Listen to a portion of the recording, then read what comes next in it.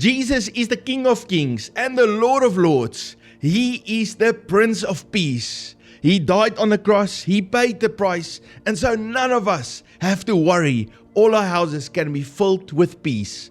Wow, amazing. Except everywhere we go, every house is filled with fear and anxiety that steals away their peace. Instead of peace all over the world, people experience worry. They are worried about the future. But how can we fix this? Today I want to release a 5-step practical blueprint that you can execute right now, how to experience that peace in your house. I want to give you 5 simple steps that you can do to deal with fear and anxiety.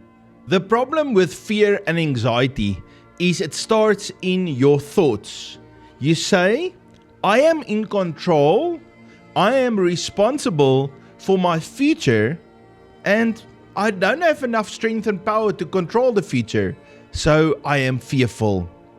That's the basis of fear and anxiety. And so I experience no peace, because why should I be at peace? What could happen? Maybe something really bad happens.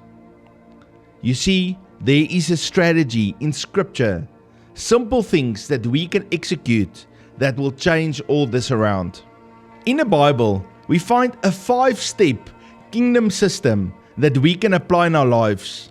They are surrender, repent, resist, declare, and obey. 5 simple steps.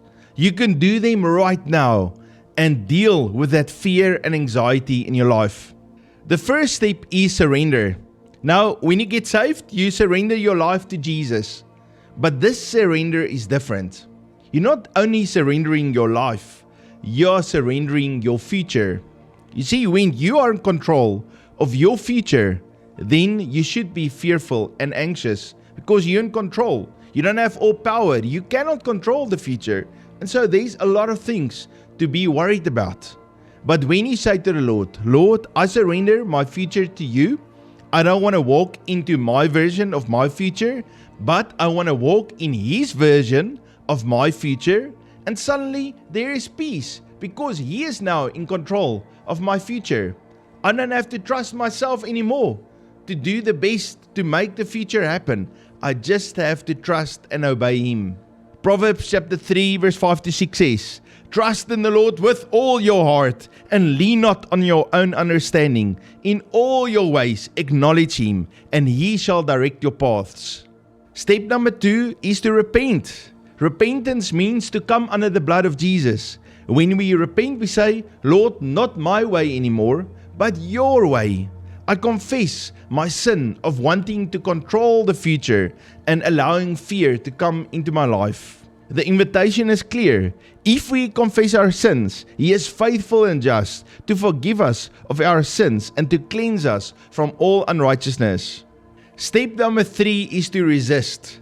This is where you get to use your spiritual authority. Remember, you are a son and daughter of God. You are washed clean by the blood of Jesus. You have the Holy Spirit on the inside of you. So you can speak to the devil and you can speak to fear and anxiety and say, get out, I resist you. In James 4:7 it says, Therefore submit to God, resist the devil, and he will flee from you. Step number 4 is to declare. Now this could be quite tricky because you have to identify the thoughts in your mind that are lies and replace them with the truth of God's words.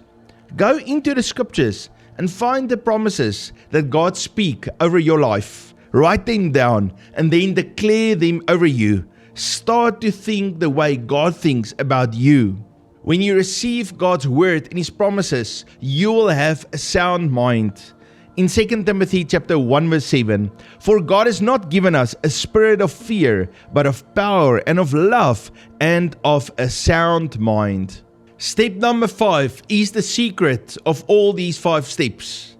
Now that you've surrendered yourself to the Lord, it's time to listen to Him and then to obey. You see, obedience to the Lord, trusting Him and obeying Him is the secret to your rest. Jesus said, Come to me, all you labor and are heavy laden, and I will give you rest. And then when we read the full passage, we learn that Jesus is actually saying, when you yoke yourself with Him, that means you say, I surrender, I'll do what you want to do, I learn from you, I'm trusting you. Then you can truly find that rest, that tranquility that God is giving you. When we think about David facing Goliath, all the people of Saul were fearful, but David surrendered his life to God. David lived a lifestyle where he repented before the Lord. When he made a mistake, when he allowed fear or anxiety or even that control to come into his life, he repented of that. He confessed his sin. He resisted the enemy. He said, you come to me with a sword, but I come to you in the name of the Lord. He declared God's word. He said, today everyone will know that there is a God in Israel. David was not afraid. He walked in rest and obedience. When he saw that Goliath, he started to run towards that Goliath. He ran toward that point of conflict because he knew God was with him. He was obeying God. He was trusting the Lord, and he had no fear, no anxiety, only peace, the shalom of God. He wrote in Psalms chapter 27 verse 1, the Lord is my light and my salvation. Whom shall I fear? You have now a complete kingdom blueprint to overcome fear and anxiety. Surrender, repent, resist, declare, obey. Apply these 5 steps daily to your life, and you will see peace become your new normal. You already know how to overcome fear and anxiety, but you also need to know how to hear the voice of God. Click here to receive a powerful 5-point plan, a kingdom blueprint of how to hear the voice of God. Remember to subscribe and comment. I love you guys. See you in the next video.